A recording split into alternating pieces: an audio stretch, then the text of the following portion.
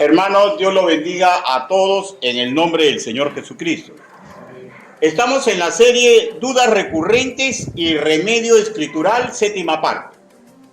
Y ya hemos apreciado las tres primeras interrogantes ubicadas en el primer capítulo del libro de Malaquías. ¿En qué nos amaste? Versículo 2. ¿Cómo que despreciamos tu santo nombre? Versículo 6. ¿Es que acaso te hemos deshonrado? Versículo 7. Hoy entraremos al capítulo 2 y las dos preguntas que traslucen el sentir y perversión de los sacerdotes de la época de Malaquías van a dar vida a dos puntos en el transcurso del cuerpo de esta exposición. Los voy a nombrar. ¿No nos ha creado un mismo Dios? Malaquías capítulo 2, versículo 10. ¿En qué te hemos cansado?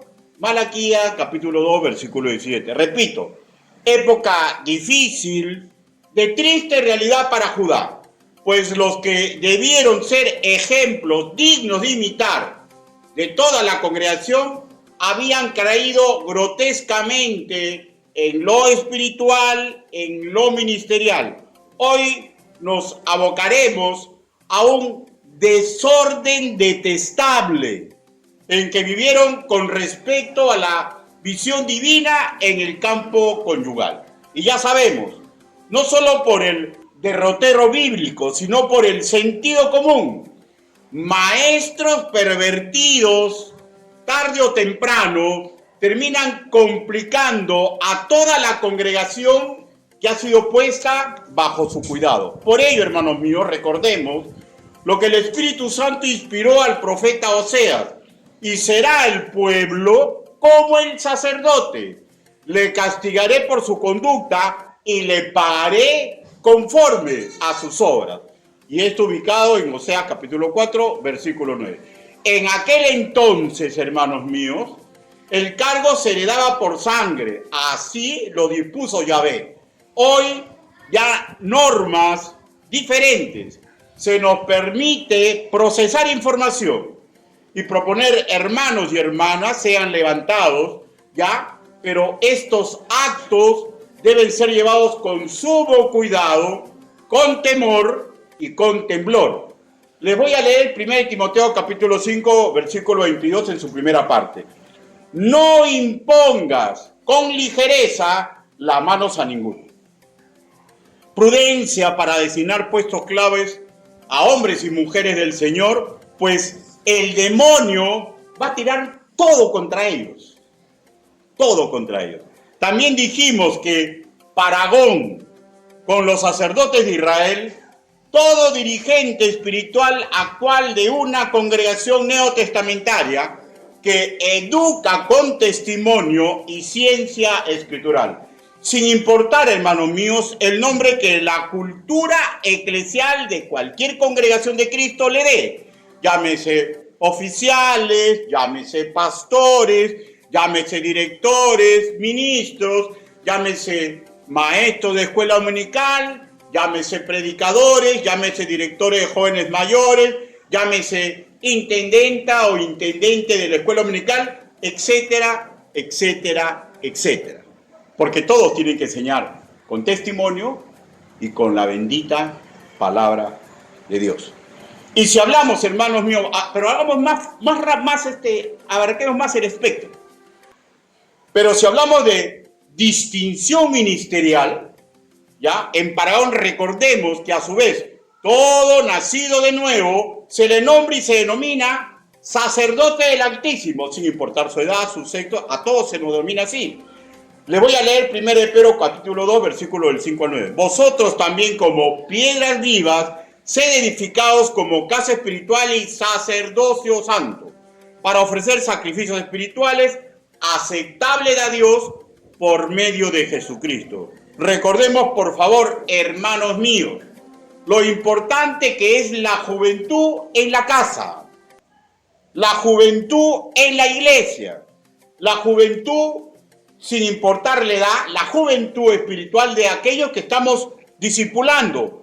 Todos tienen que aspirar de nosotros nuestro sincero esfuerzo por imitar la santidad que a Dios le agrada. Y de hecho, hermanos míos, porque es la ley de la vida, también van a aspirar sí o sí nuestra imperfección. Son cosas que no se pueden evitar, pero qué agradable es a los ojos del Altísimo cuando nos esforzamos por hacer lo correcto. Con respecto a las dos interrogantes que trataremos, ya sabemos, si fue ignorancia, si fue cinismo, si fue falta de fe, el motivo por el cual estos sacerdotes eligieron este camino no fue, ni nunca es lo más trascendental.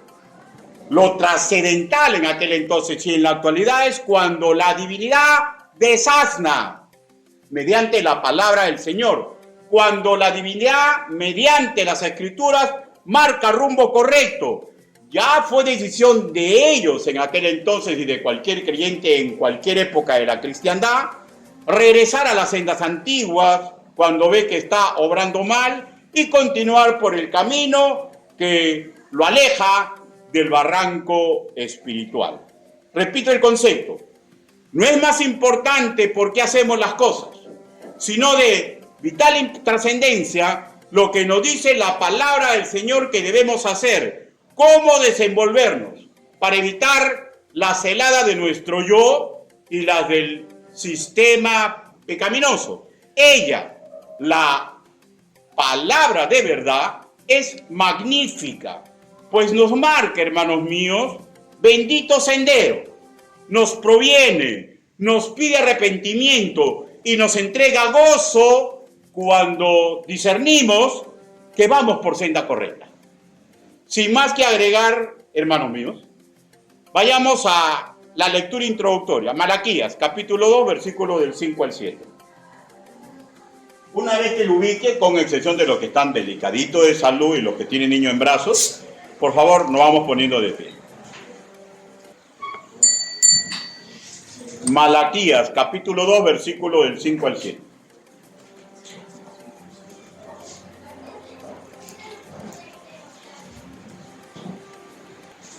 ¿Lo tenemos, hermano? La palabra del Señor dice así: mi pacto con él fue de vida y de paz, los cuales cosas yo le di para que me temiera, y tuvo temor de mí, y delante de mi nombre estuvo humillado. Versículo 6. La ley de verdad estuvo en su boca, e iniquidad no fue hallado en sus labios. En paz y en justicia anduvo conmigo, y a muchos hizo apartar de iniquidad. Porque los labios del sacerdote han de guardar la sabiduría, y de su boca el pueblo buscará la ley, porque mensajero es de Jehová de los ejércitos. Inclinen su rostro, permítame dirigiros en una oración. Bendito Padre Celestial, todos los hermanos hoy congregados y toda persona que en algún momento escuche este mensaje, todos debemos comprender a cabalidad que no existe ser humano digno de predicar ni enseñar su evangelio. Señor, pero usted me está dando la responsabilidad. Hable, Señor Yahvé. Permita que el trabajo que he elaborado, Señor, sirva a mis hermanos en Cristo, Señor. Ayúdenos, Padre. Utilíceme, Señor. Así le pido, así le suplico, en el nombre del Señor Jesucristo. Amén. Por favor, tomen asiento. Hermano, en estos 3 versículos que les he leído, especialmente, predicadores antiguos, tipo el bautista John Hill, ven la descripción en profecía de cómo algún día llevaría a Cristo su ministerio terrenal. Otros centran su mirada en la cúspide moral, que no se dice acá exactamente en qué momento ocurrió, en la cúspide moral que probablemente llegó a Aarón como primer sumo sacerdote veterotestamentario, y otros centran su mirada en el patriarca Leví. Fuera de Jesús, que fue perfecto en todos sus caminos, pues a la vez Dios encarnado, centremos nuestra mirada en las virtudes de comportamiento que el Espíritu Santo, por intermedio de Malaquías, les está refiriendo a los sacerdotes de aquel entonces.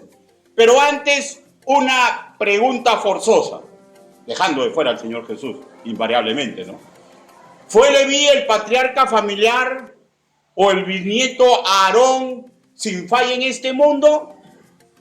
Bueno, la lógica indica que no, ¿no es cierto? Pero vayamos al registro escritural. Por ejemplo, en Génesis, bueno, no lo busquen, escuchen nomás. En Génesis capítulo 34, versículo del 25 al 31, cuando Dina es deshonrada por un príncipe hebreo, Leví conjuntamente con su hermano Simeón mintieron a ese príncipe, a su padre Abor, que deseaban emparentar con ellos, y lo santo, o sea la circuncisión, lo santo, lo volvieron estrategia sangrienta. Hicieron que todos los hombres de esa etnia se circuncidaran como previo requisito para establecer alianza matrimonial. Y cuando los varones, se supone los guerreros, neutralizados por el olor, mataron a mansalva a todos los varones, saquearon la ciudad y tomaron a mujeres y niños como cautivos, causando malestar mayúsculo en su padre Jacob. También Leví participó en la venta de su hermano José, Génesis capítulo 37, demostrando deslealtad familiar, falta de amor fraternal y complicidad en el engaño al Padre. Lo magnífico del Altísimo, que nos debe llenar el corazón de esperanza, hermanos míos, es que Él suele dar nuevas oportunidades. Leví participó en la manifestación conjunta de sus hermanos, los que le hicieron mal a José, y está registrado lo siguiente, que dijeron: verdaderamente hemos pecado contra nuestro hermano. Génesis capítulo 42, versículo 21. Es interesante el devenir familiar con respecto al patriarca Leví. Tenía furor en la sangre, ¿ya? Furor en la sangre, que cuando mal encaminado reaccionó a acciones que complicaron a todo su entorno familiar, pero da la sensación que moderó su personalidad violenta y rehizo un camino pío contrario, por ejemplo, al de Caín y al de Canaán, que es claro, nunca se preocuparon para que sus descendientes no adquirieran esa formación que los llevó por caminos rebeldes. Ya Leví, en la presencia del Señor, sus descendientes aún mantenían esa característica familiar de fuego en la sangre, pero esta vez lo alinearon a recuperar el honor de Yahvé ante el llamado de Moisés. Busquemos Éxodo capítulo 32. Éxodo capítulo 32.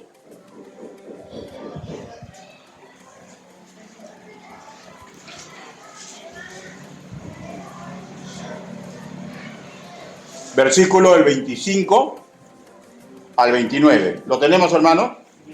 Dice: y viendo Moisés que el pueblo estaba desenfrenado, porque Aarón lo había permitido para vergüenza entre sus enemigos, se puso Moisés a la puerta del campamento y dijo: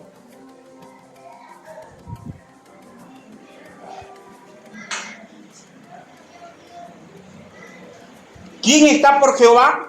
Júntese conmigo. Y se juntaron con él todos los hijos de Leví.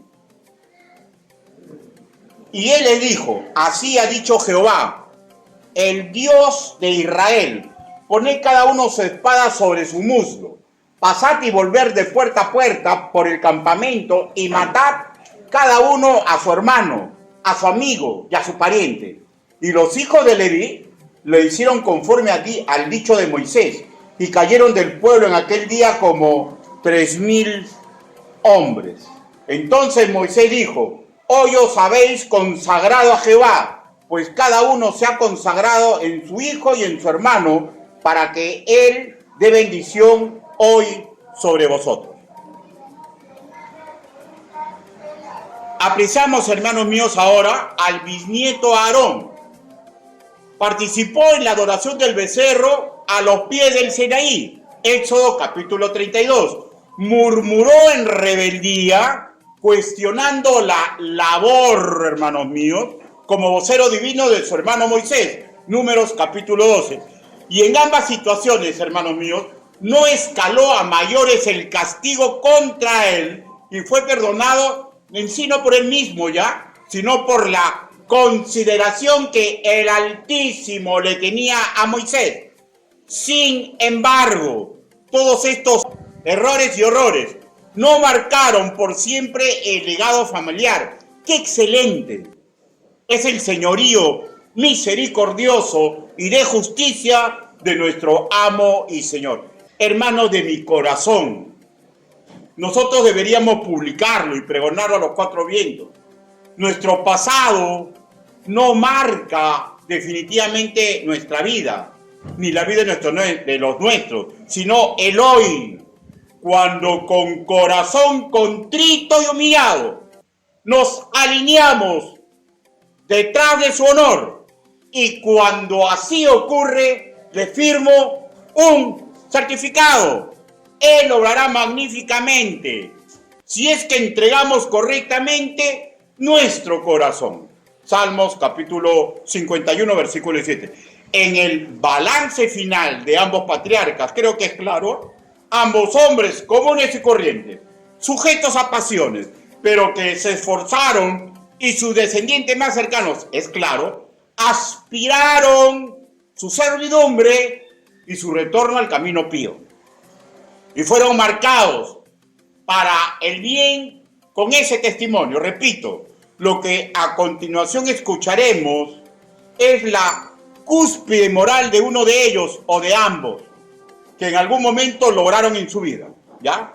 Pero ya saben la opinión de John Hill, ¿no? Él no habla del futuro, habla en forma profética, él dice, no, es Jesús, no son ni Leví ni Araón. Se respeta. Pero regresemos ahora a la descripción del comportamiento que debía buscar todo sacerdote veterotestamentario, y apreciémoslo. Versículo 5. Estamos nuevamente en Malaquías. Versículo 5. Dice: mi pacto con él fue de vida y de paz, las cuales yo le di para que me temiera, y tuvo temor de mí, y delante de mi nombre estuvo humillado. Hermano, se está describiendo a un adorador en espíritu y en verdad, que vivía en paz con su hacedor, y si así, con su doctrina. El espíritu de verdad da más detalles, dice, ¿no? Lo acabamos de leer. Él me temía.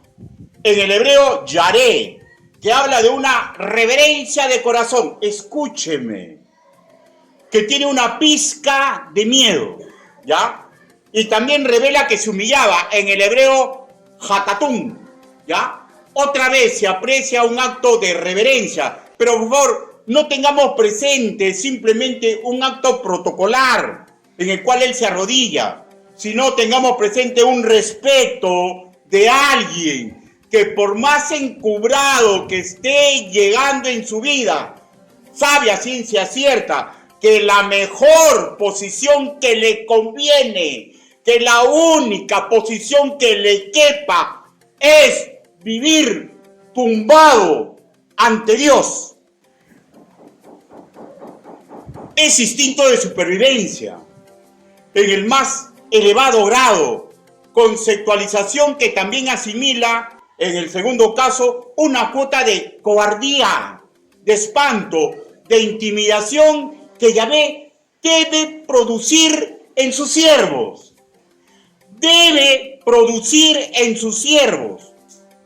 Pero es imposible verdaderamente estar sujeto a una autoridad si no hay una pequeña cuota de miedo que acompaña la solemnidad del respeto reverente que toca. Y ese nivel es el que elogia al Altísimo por intermedio de Malaquías y les dice que ese nivel deberían ansiar tener ellos.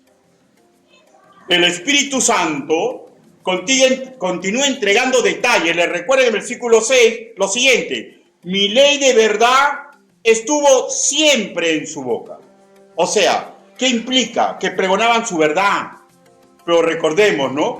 Que esa verdad que domine el corazón de alguien que pregona la verdad de Cristo, ¿no? En aquel entonces la verdad de Yahvé, ¿no? 400 años después, el Señor Jesús aclara el panorama y mediante el evangelista Lucas nos enseña, ¿no? En capítulo 6, versículo 45, que de la abundancia del corazón habla la boca. De la abundancia del corazón habla la boca.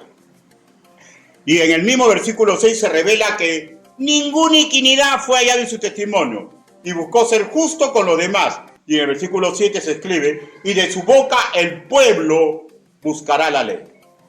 Ya en su madurez, hermanos míos, ya en la madurez de un siervo del Altísimo, pero cuando un siervo llega a una madurez, o sea, estamos hablando, por ejemplo, de Tito y Timoteo, esa madurez tiene que mantenerla, ¿ya? Porque la madurez que uno llega no es para un día, es para mantenerla, ¿ya? Ahora, cuando se llega a esa madurez, ¿ya?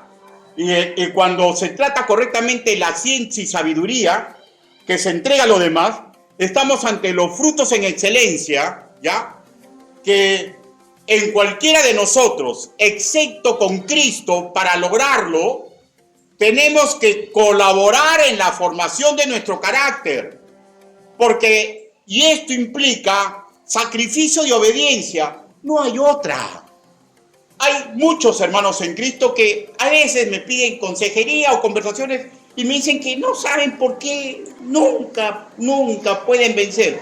Hermano, porque el único que no desistió adecuarse porque era Dios encarnado era Cristo. Después todos nosotros tenemos que recurrir a un camino de sacrificio, un sacrificio de constancia. Por ejemplo, los discipulados, un ejemplo, ¿no? Un ejemplo de tantos que podríamos poner, ¿no? Ahora, si nos detenemos, deberíamos decir que se está describiendo el ideal para un sirviente devoto del Altísimo, para cualquier era de la humanidad, incluida la nuestra. Regresemos a la congregación de Judá. ¿Cuál es el motivo de este recuento magnífico de virtudes de comportamiento a los herederos de Aarón? Respondo, para que cambien de rumbo. Pues ellos en aquel entonces estaban viviendo en ruta contraria. Malaquías, capítulo 2, versículo 8, en su primera parte, dice, mas vosotros os habéis apartado del camino. O sea, es claro, ¿no? Los descendientes de Leví andaban por malos caminos y por mal camino, impiedad y necedad. Leamos versículo 8 en su segunda parte. Habéis hecho tropezar a muchos en la ley, habéis corrompido el pacto de Leví, dice Jehová de los ejércitos. O sea, se estaba cumpliendo la ley que les leí, pues de Oseas, ¿no? El dirigente espiritual infiel hace tropezar a quien dirige. Hermano, por favor, escuchen. Hermano, es imposible ir en contra. ¿Ya? El padre que se pervierte, de alguna manera va a pervertir algo en el corazón de sus hijos. Pastor que se pervierte, de alguna manera va a pervertir algo en el corazón de sus hijos. Maestro de escuela dominical que se pervierte, de alguna manera va a pervertir algo en esos niños que confían en él. ¿Por qué? Porque son cosas que Dios ha determinado. A veces hay cosas que yo no comprendo, hermano. Pero están en las Sagradas Escrituras. Y es Dios abriendo su mente para que nosotros aprendamos cuestiones básicas de comportamiento. El comentarista argentino Carlos Morris, aún está con vida, creo que tiene 89 años, algo así. Cuando trata este caso escritural, específicamente el versículo 8, encuentra una aplicación para nosotros los integrantes de la Iglesia del Señor. Dice, él aplica así. Nos exhorta este pasaje a autoexaminarnos, ¿ya? En línea general, haríamos bien en preguntarnos lo siguiente. Miren lo que él dice. ¿Hay alguno fuera de la iglesia porque yo estoy dentro de ella? ¿Hay alguien fuera de la iglesia porque yo estoy dentro de ella? O sea, gente que da mal testimonio, ¿no? A veces lo único que logra que se espanten, especialmente los que no tienen aún el Espíritu del Señor, y abandonen las iglesias. ¿Ya? Repito, específicamente los que tienen cargo, con mucha más razón, ¿ya? Repito, situación triste y lamentable para quien por el cargo deberían ser ejemplo y no estorbo para una Grey. Y en este contexto se dan dos preguntas que dan vida a los puntos que hoy vamos a tratar. La infidelidad conyugal de los sacerdotes con la mujer que les había entregado los jugos de su juventud. Pero si deseamos hacer la aplicación más veraz, porque usted sabe, ¿no?, que en Cristo ya no hay judío, ni cita, ni varón, ¿no?, ni dama, ¿no es cierto?, ni mujer, ¿no es cierto? Entonces, si queremos hacerla más amplio el panorama, aglutinemos para la actualidad una mujer creyente casada que ve normal, afanosamente, zafarse del compromiso matrimonial porque se le está presentando un mejor partido a su vida. Eso es terrible, tanto para un hombre como para una mujer. No luchar por su matrimonio. Es terrible. Entremos al primer punto. ¿No nos ha creado un mismo Dios? ¿No nos ha creado un mismo Dios? Malaquías, capítulo 2, versículo 10, dice: ¿no nos ha creado un mismo Dios? ¿Por qué pues nos portamos desleal? Perdóneme. ¿No tenemos todos un mismo Padre? ¿No nos ha creado un mismo Dios? ¿Por qué pues nos portamos deslealmente el uno contra el otro, profanando el pacto de nuestros padres? Y ahora versículo 14 dice: mas diréis, ¿por qué? Porque Jehová ha testiguado entre ti la mujer de tu juventud, contra la cual has sido desleal, siendo ella tu compañera y la mujer de tu pacto. El sentido de las palabras de Malaquías: no tenemos todo un mismo Padre, no nos ha creado un mismo Dios, está en relación directa, de acuerdo al contexto, que los sacerdotes de aquel entonces no estaban respetando la dignidad que Yahvé le dio a todos los israelitas, a todos los integrantes de las 12 tribus, ¿ya? Incluyendo niños, mujeres y ancianos, incluso prosélitos extranjeros que comenzaron a vivir cotidianamente para el honor a Jehová, ¿ya? Triste y lamentable. Los sacerdotes se estaban comportando, ¿ya?, como que el cargo o el sexo los volvía superiores y deberían tener consideraciones elitistas a su favor. ¿Han escuchado esto? La mujer en su casa, el hombre sí puede hacer sus cosas en la calle. O sea, algo de eso, ¿ya? Y eso es un pensamiento pérfido. Pérfido. Algo de eso estaba ocurriendo con estos fulanitos, ¿ya? Ahora, no solamente queden ellos, ¿ya? Porque como el dicho dice, ¿no?, el profeta pervertido termina pervirtiendo al pueblo. Con estas actitudes estaban destruyendo, por ejemplo, la práctica moral que los debería encumbrar en autoridad ante sus propios hijos, para que sus hijos no mancillen el honor de Yahvé. ¿Cuál es esa práctica? Deuteronomio, capítulo 7, versículo 3.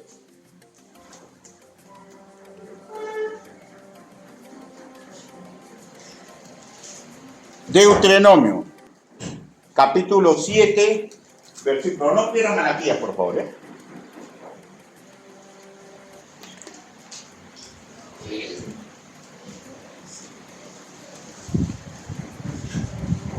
Dice: no emparentarás con ellas, no darás tu hijo a su hijo, ni tomarás a su hija para tu pueblo, porque desviarán a tu hijo en pos de mí, y servirán a dioses ajenos, y el furor de Jehová se encenderá sobre vosotros, y te destruirá pronto. Recuerden, ¿ya? Ellos ya no tenían ni una pizca de miedo. Y si no tienen ni una pizca de miedo, de hecho, sin temor reverente. Sin temor reverente. Porque la pregunta es lógica, ¿no? ¿Cómo poner muros de contención en los hijos cuando ellos saben claramente que yo estoy haciendo eso que digo que es malo? ¿Ah?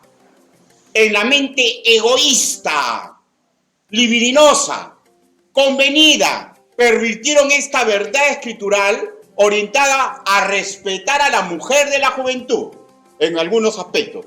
Y, o sea, se respeten todo, ¿no? pero estamos hablando como un deslinde. Y la trastocaron, hermanos míos, en pensamientos perversos. Por ejemplo, algo así, ¿no? O sea, si a las mujeres de otros pueblos también las ha creado Dios, ¿por qué no puedo hacer las mías? Cinismo, ignorancia, hermano, todo esto es secundario. Lo importante es que Malaquías los estaba desasnando. Además está que ellos siempre tuvieron a disposición ciencia y sabiduría al respecto, ¿no?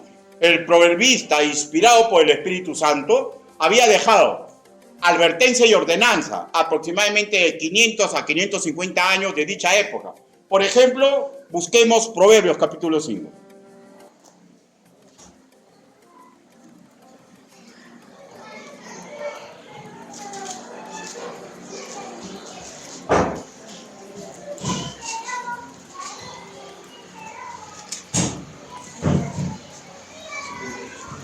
Proverbios capítulo 5.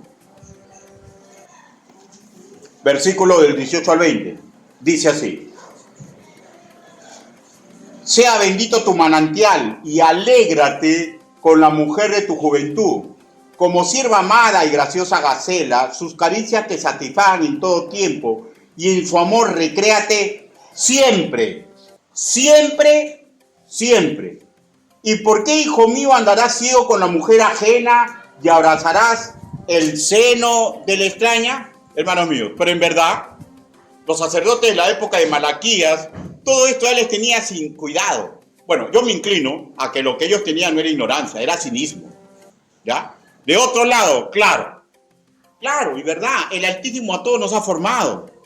Cierto, el Altísimo se revela como Padre de toda la creación, ni vuelta que darle. Y nosotros con esto, en 20, no debemos hacer acepción de personas ni por raza, ni por abolengo, ni por catadura intelectual. Pero Él, en su perfecta voluntad, decidió apartar en el pasado un pueblo de sacerdotes para que no se unan en yugo desigual con otras señas. Y la gloria sea para Él. Y punto. Del mismo modo, a sus sacerdotes del nuevo pacto, ¿ya? Sus sacerdotes del nuevo pacto, o sea, todo nació de nuevo, sea hombre, sea mujer, nos señala con suma claridad que ya no tengamos presente ni la raza ni la nacionalidad, sino el nuevo nacimiento espiritual. Segunda de Corintios, capítulo 6.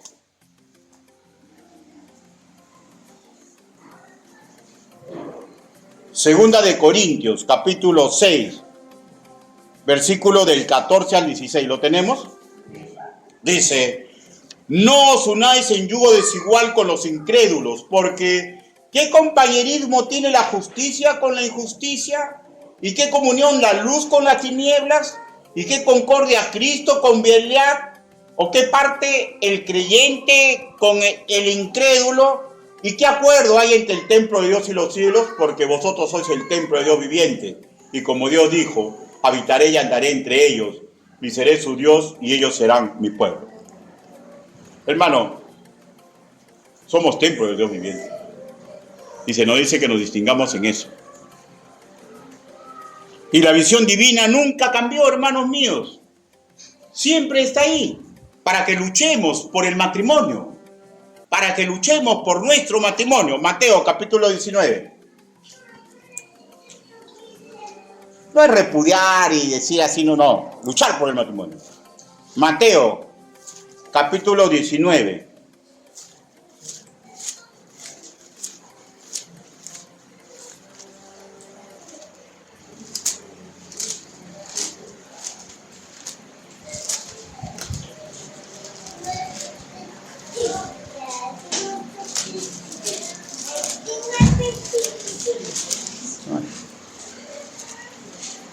¿Lo tenemos, hermano? Versículo del 5 al 6. Y dijo: por esto el hombre dejará padre y madre y se unirá a su mujer, y los dos serán una sola carne. Así que ya no son más dos, sino una sola carne. Por tanto, escuche, grábeselo y tenga una pizca de miedo para que nazca su temor reverente. ¿Ya? Dice así: Por tanto, lo que Dios juntó, no lo separe el hombre. Y ahí entra pues la pregunta, ¿no? ¿Por qué pues mandó Moisés dar carta de divorcio y repudiarla? Bueno, eso sería otro tema, ¿no es cierto, hermanos míos? ¿Ya? Pero está claro, ¿no? Se nos ordena, tanto en el Antiguo Testamento como en el Nuevo Testamento, de luchar, hermanos míos, por el matrimonio. Los sacerdotes a quienes Malaquías llevó el mensaje eran ya duros de servicio, incólumes a los dichos con que se les estaba exhortando. Malaquías, capítulo 2, versículo 10, dice así, en su segunda parte. Dice,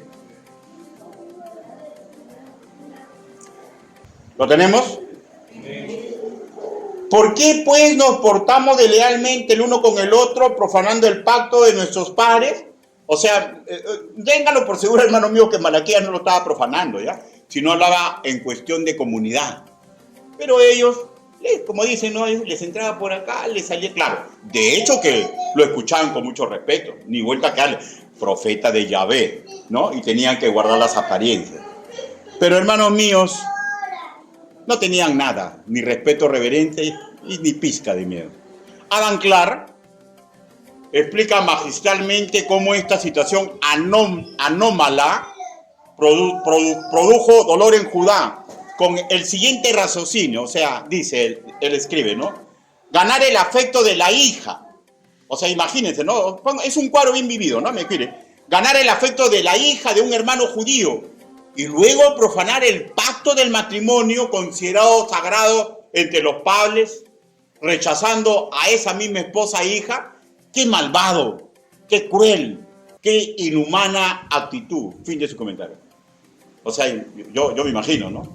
Entregando en matrimonio a mi hija y que venga ese fascineroso y me diga, la repudio. ¿Y por qué la repudio? Porque ronca. La repudio porque cocina mal. La repudio porque se le caen las legañas. La repudio porque no sabe cocinar. Y bueno, ya la repudio. Vos suportamos un cuadro, un aproximativo, ¿no? Y bueno, pues ya si la repudio, si está en la ley, ya pues, ¿no? Y de repente salgo a los 2 días a la calle y lo encuentro bien abrazado con una chiquita bien bonita. O sea, ¡qué maldad!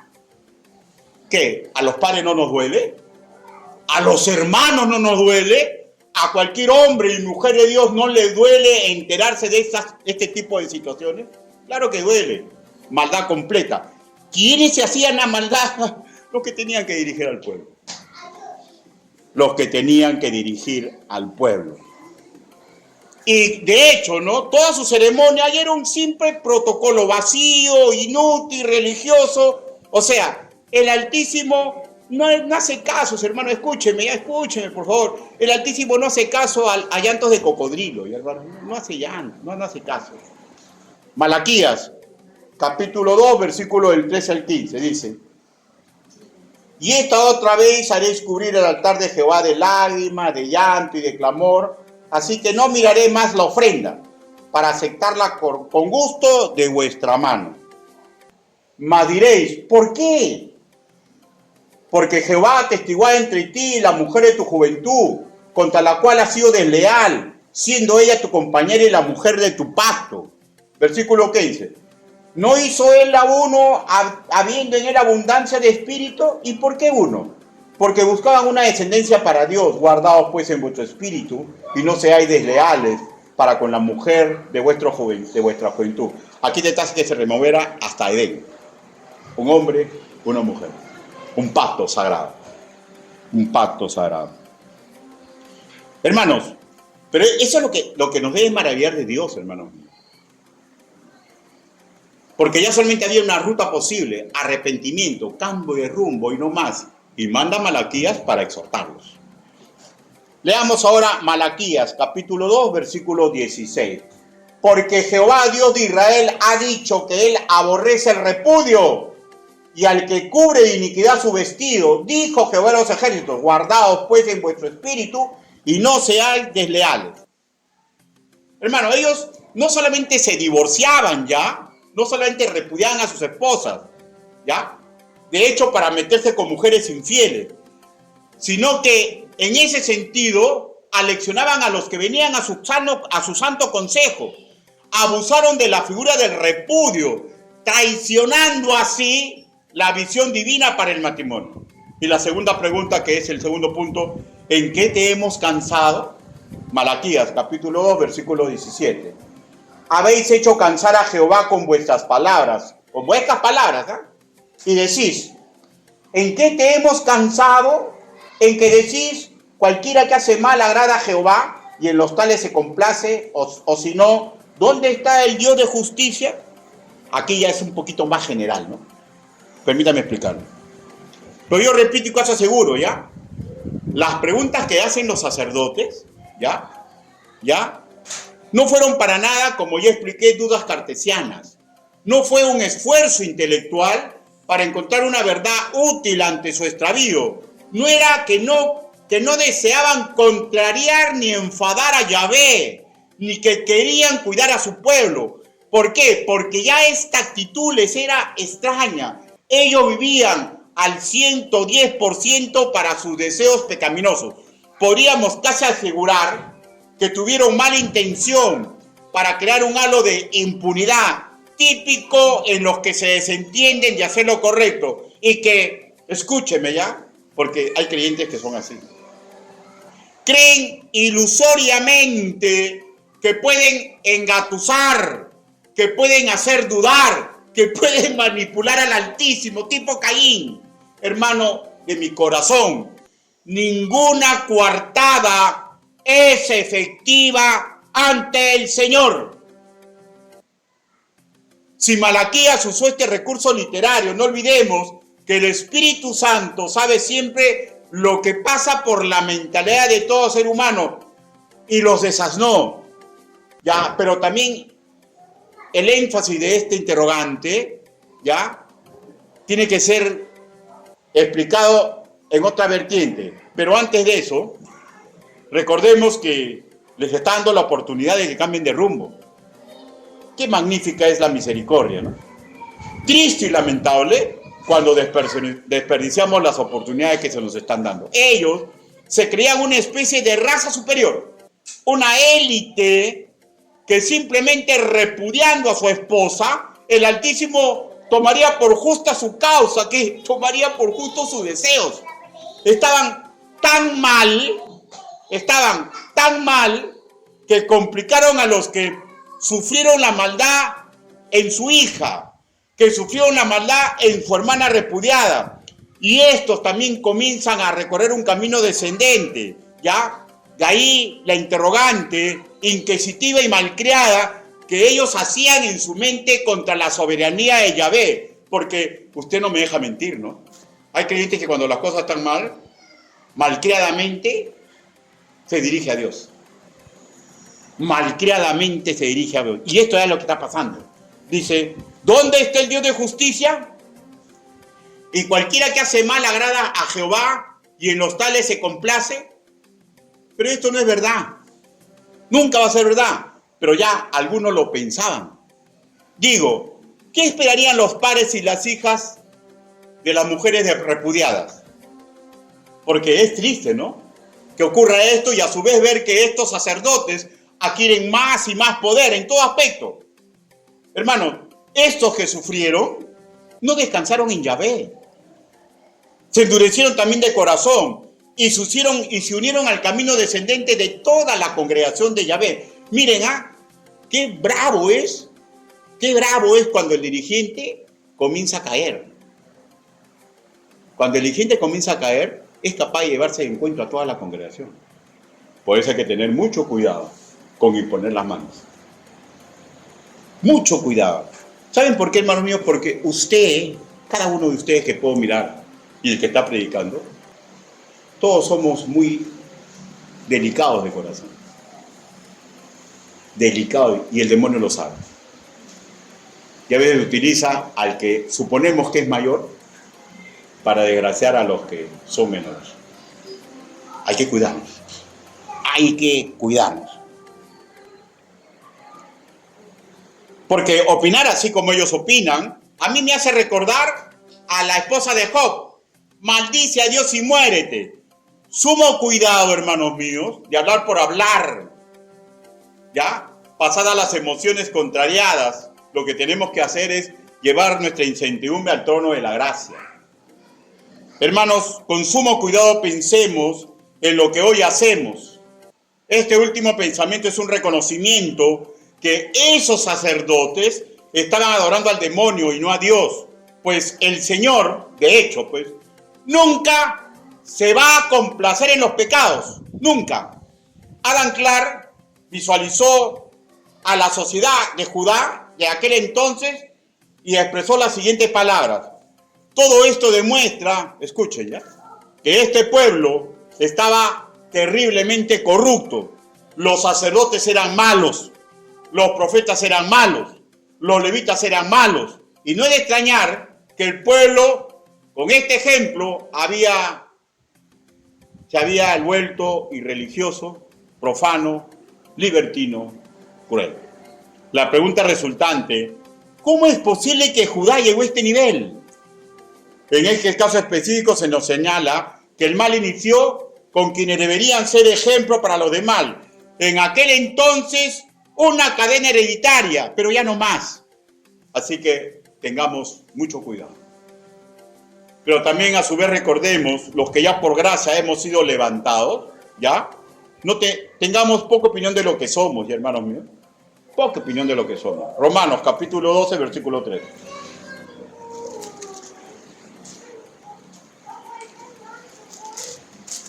Romanos, capítulo 12, versículo 3.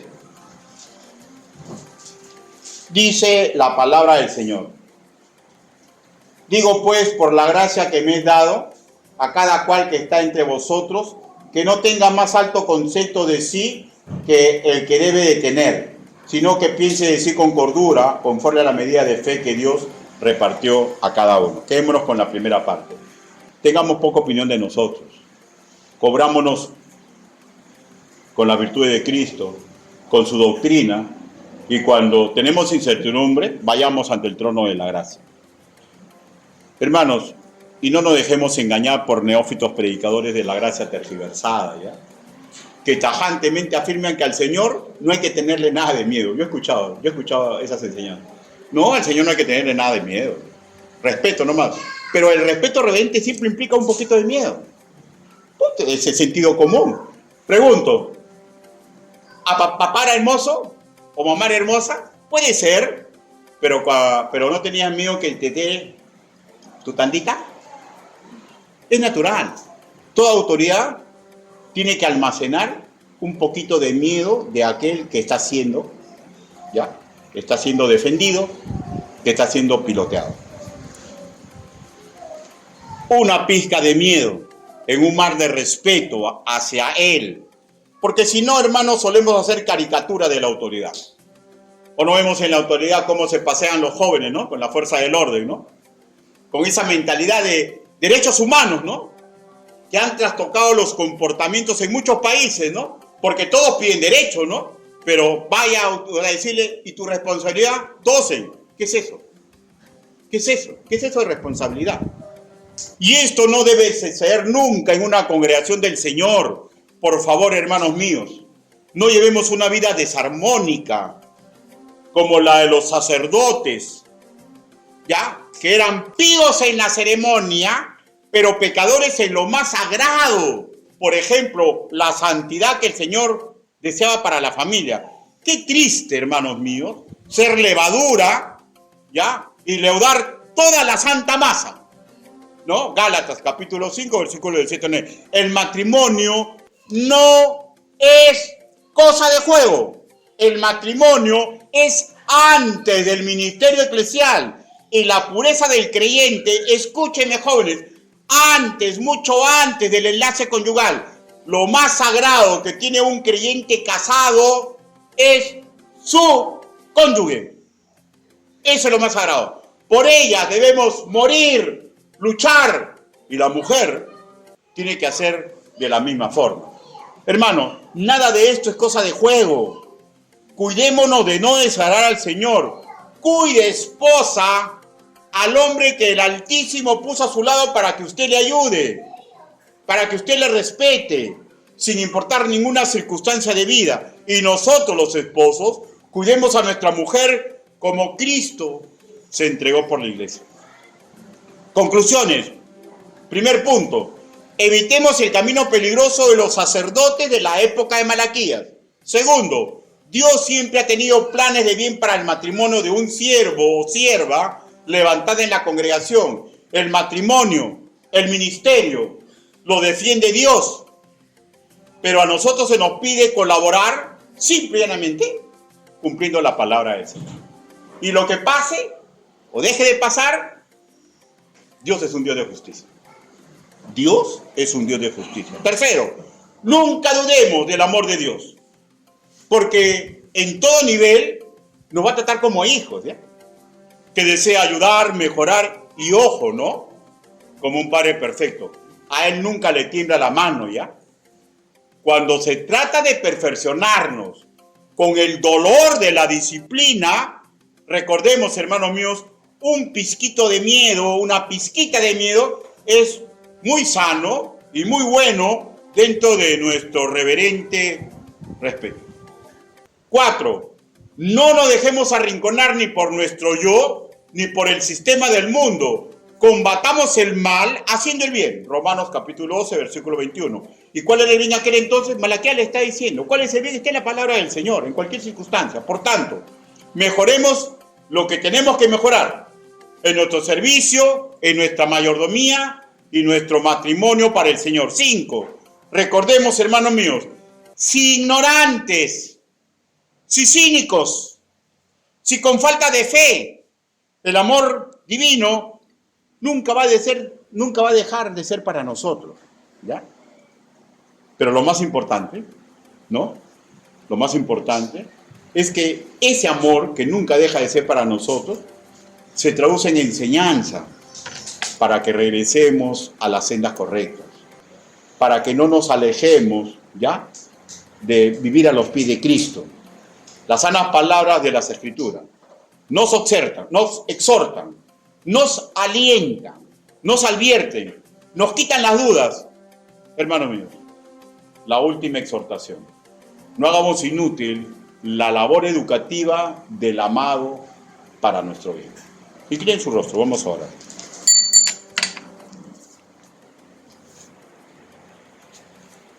Bendito Padre Celestial, gracias le damos, Señor, porque mediante su palabra podemos, Señor, ver muchas cosas del pasado que nos sirven extraordinariamente para el presente. Ayúdenos, Padre, para que todos los jóvenes que estén presentes, sin importar su edad, sepan qué importante es el matrimonio. Sepan que cuando se entra al matrimonio se tiene que luchar. Se tiene que luchar y se tiene que luchar para que la visión de Dios en ese matrimonio se dé y que te tienen que preparar antes de. Y ayúdenos a los que ya estamos casados. Ayúdenos, Padre, para que no estemos intentando sacar los pies del plato, Señor. Ayúdenos, papito lindo, por favor. Ayúdenos a que recordemos su palabra. Ayúdenos, Señor, a que renazca en nosotros lo correcto. Ayúdenos, Señor, que a mis hermanos tengan una pizca de miedo en un mar de un respeto reverente. Así le suplicamos, así le pedimos en el nombre del Señor Jesucristo. Amén, hermanos.